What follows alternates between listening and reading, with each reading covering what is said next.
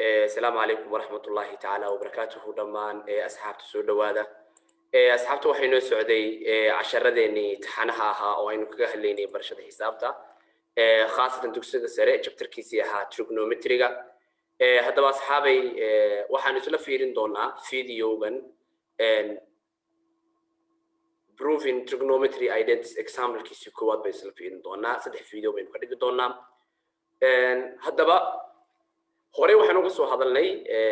fiidiyogan fiidiyo ka horeeyay hadii aad markii ugu horeysay aad soo booqato si fadlan aad noola socoto meesha aynu marayno waxyaalaha aynu isku bedelayno waxaan kugula talin lahaa inaad markii waad soo booqato fiidiyogan fiidiyo ka horeeyay fiidiyoga oo aan uga hadlaynay trigonometry equations ka markii ay identity-ga markii aan xalinayno waxyaalaha aynu u baahannahay waxaan soo sheegnay 10 equation aan isku bedbedelan doono iyo 7 tiriig baynu soo sheegnay haddaba 7 keeni anagu maskaxda ku haysana baa waxaynu xalin doonaa saddexdan example baynu xalin doonaa example keena koowaad haddii aan ku soo xasuusiyo marka laba rational aan ku soo hadalnay waxaan ku yiraahday tan x meelaheeda waxaan ku bedelan doonaa haddii aynu u baahano sin x cos x ku soo xasuusiyo rational keeni labaadna waxa weeyaan cos cot x waxay la macna tabaniri cos oo loo qaybiyo sin sidoo kale waxaanu soo sheegnay one of a sin oo resab nugaaliskeedii waxaanu sheegnay cosec baynu sheegnay one of a cos isagana waxaanu sheegnay in la mid tahay sec one of a tan waxa ay la macna tahay iyadana baan ku yiraahday cot sidoo kale Pythagoras oo shan ay soo dhigano aan ku yiri 1 plus sin square plus cos square waxa ay la macna tahay sidoo kale waxaan ku yiri sin square waxa ay la macna tahay 1 oo laga jaray cos square sidoo kale waxaan ku yiraahday cos square waxa ay la macna tahay 1 oo laga jaray sin square sidoo kale waxaan ku yiraahday dhinaca kasta sin u qaybi kan sin markaan u qaybiyo waa 1 sin markaan u qaybiyo waa cot square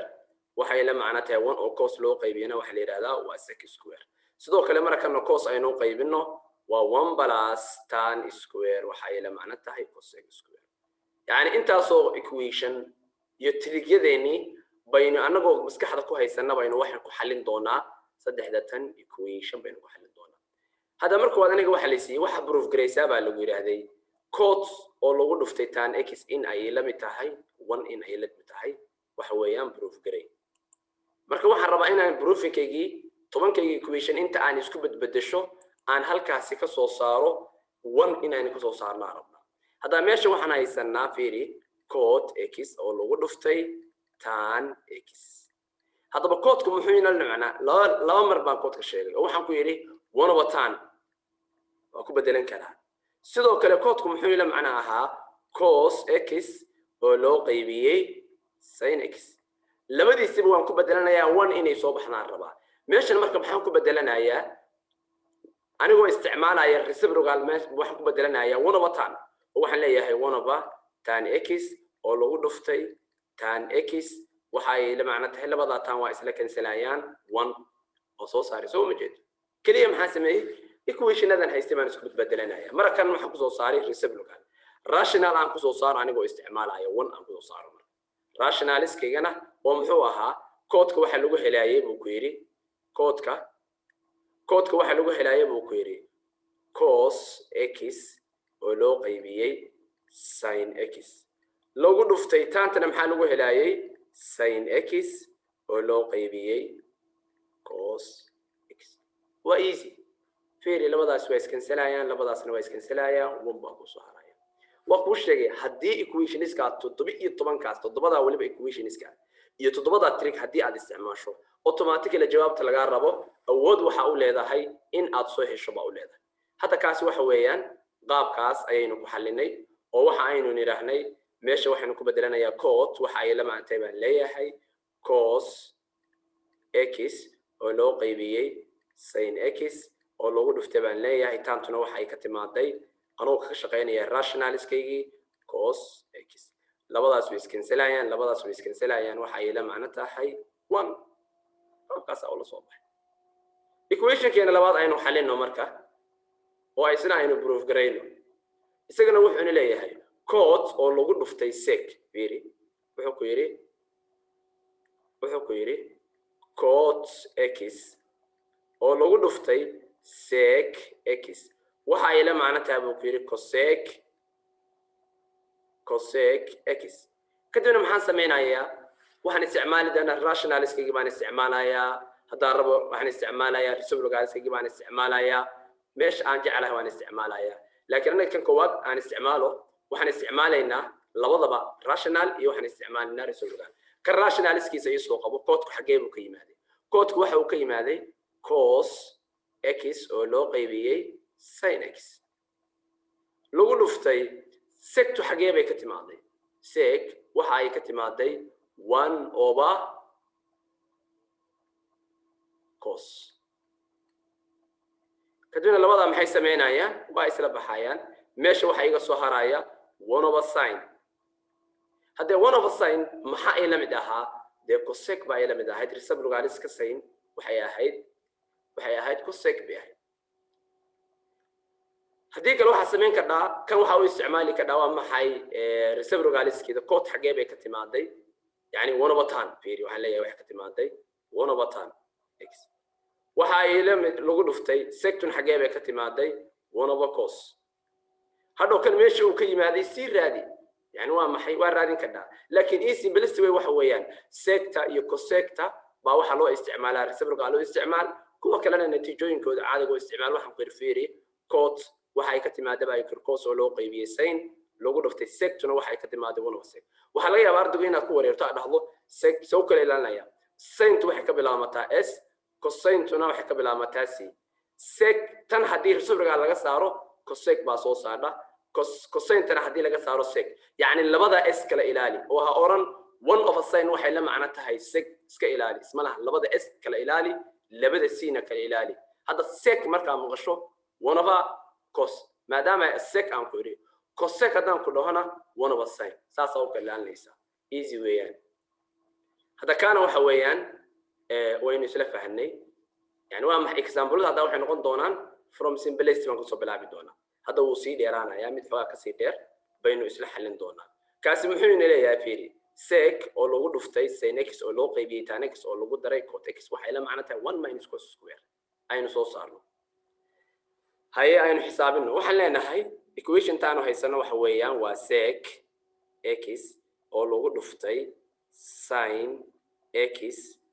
oo loo qaybiyay tan x oo lagu daray cot x waxay la macno tahay 1 oo laga jaray cos square x hadaba waxaanu sameynaynaa ko sectu xagee bay ka timaaday baan isweydiinaya fiiri sec baan ku iri sinta iga ilaali cosec waa inaan dhahdaa waxaan leeyahay sectu waxay ka timaaday 1 oo loo qaybiyay cos x lagu dhuftay sintaydaasi loo sii qaybiyay adoo waxba ka bedelin tan x oo lagu daray cot x hadaba labada tan intan xalli koreeyo tan hooseeyo 1 baa u ah way isku dhacayaan waxay noqonaysaa sin x oo loo qaybiyay cos x loo sii qaybiyay tan x oo lagu daray cot x kadibna sin oo cos loo qaybiyay waxa iga soo baxaya tan waan garanayaa sin oo loo qaybiyay cos haday tan maxaan ku yiraahday tanta maxaa loo helaa sin oo loo qaybiyay cos positionkeedaan ku bedelanayaa waxaan leeyahay tan x waxay la macno tahay tan x oo lagu daray cot x kadibna waxa isweydiinaya tan aan hooseeyahan soo xalinaya hooseeyahan waxa weeyaan hooseeyahan soo xalinaya oo waa maxay waa tan x oo lagu daray cot x tantu xagee bay ka timaaday sin oo loo qaybiyay cos cot kuna xagee bay ka timaaday cos oo loo qaybiyay sin hadaba arday degdegina oran labada isla saar khalad way isku dar way isku dhufashada la isla saara kadibna waxa uu raadinaysaa LCM labada marka uu raadiso waa labadooda oo la isku dhuftay waxaan leeyahay waa cos x sin x cos x sin x markaan cos u qaybiyo sin baa ay soo haraysa sin ta markaan ku dhufto waxa ii soo haraysa sin square x lagu daray calaamadeedu waa lagu daray cosine x sin x baan qaadayaa yani intaas fiiri waxaan samaynayaa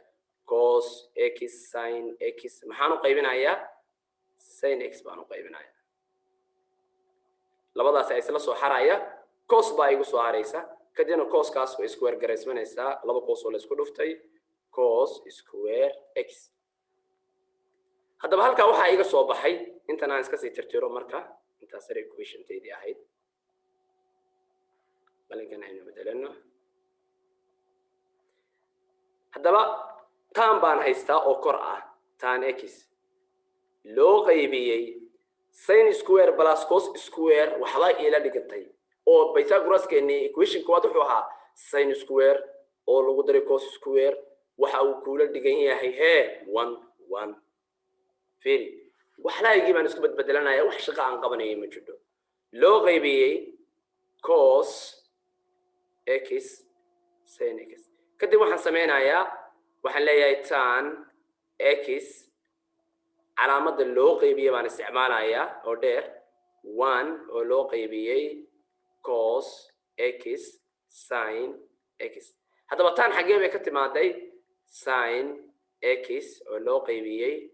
cos x calaamada lagu dhuftay dheh kana afro kor buu aadayaa cos x sin x kadib maxaa isla bixi doona cos iyo cos maxaa meesha iga soo hari doona marka waxa iga soo hari doona sin x oo lagu dhuftay sin x oo la mid ah sin square x haddaba bahashaydii markii aan shaqeeyay waxa ii soo baxay sin square x baa ii soo baxay anigana waxa lagu yiri waxa soo xisaabisaa 1 minus cos x kaliya wax kala qaban maayo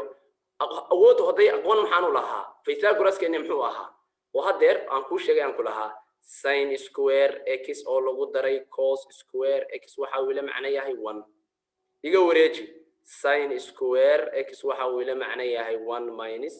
cos x square kadibna position-keediiba waxaan leeyahay sin square x waxa ay la tagtaa 1 oo loo qaybiyay cos square x intaas bay la macno tahay natiijadeena waa soo helay haddaba arday waxa kanu easy weeyaan waa wax ugu fudud weeyaan kaliya maxaa sameynaysaa xeerarkaagii midba mid yani sin square x plus cos square hadaa herto 1 bay ila dhigantaa sin oo loo qaybiyo cos tan bay ila dhigantaa tan hadaa arko sin cos baan la midtaa yani waa maxay bahlahaagii waxa la yiraahdo bayna isku badbedelaneynaa haddaba asxaabe waxa weeyaan videogeena koowaadna waxaan rabaa